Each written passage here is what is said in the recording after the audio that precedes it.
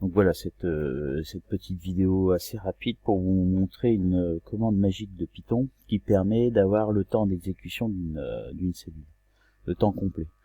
Alors attention, on parle pas à ce moment-là de complexité, hein. Là, on est simplement sur un temps d'exécution et un temps d'exécution par la machine. Donc voilà, la machine peut avoir plusieurs processus à exécuter en même temps, donc il n'y a pas de détails. C'est important d'avoir ça dans la tête. Par contre, ça peut être intéressant, ça peut permettre de comparer quand même un petit peu. Donc voilà, j'ai pris l'exercice du site, qu'il s'agit de calculer la somme des n premiers entiers naturels. Donc il y a un premier principe qui est la somme avec une boucle, d'accord ? Donc on rajoute à chaque fois l'entier qui arrive jusqu'à avoir le dernier entier n. Et il y a ici une fonction qui permet d'avoir directement ce calcul par une formule. La formule qui est illustrée ici dans cette image, qui vient du kangourou des mathématiques. Alors voilà, je vous exécute, vous allez voir. Donc ici, je vais d'abord faire celle où il y a une formule. Donc la formule, en termes de complexité, on est sur une complexité constante. D'accord, on fait ici, on a un accès mémoire pour n, on rajoute 1, on divise par 2, on remultiplie par le n, et voilà, on a notre solution. Temps d'exécution, 0 nanosecondes.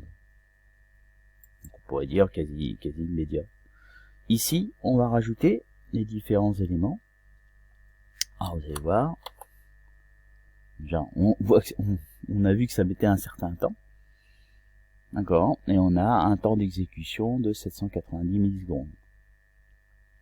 Donc voilà, on a en gros assez de temps d'exécution pour que s'il y a plusieurs processus en même temps sur la machine, il peut y avoir des découpages, des mises en attente.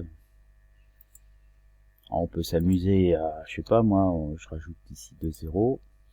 Ici, temps constant. Là ici, on est de l'ordre de n, ça dépend du nombre sur lequel on fait agir notre fonction. Bon, je pense que ça se passe de commentaires, hein. J'aurais peut-être pas dû rajouter 2 zéros.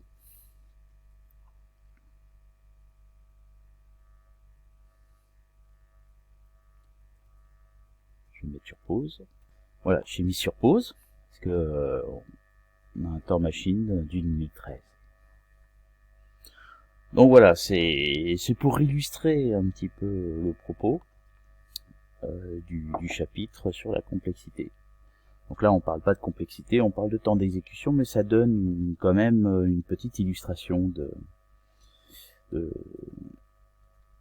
l'importance de cette notion en informatique. Voilà, fin de cette vidéo.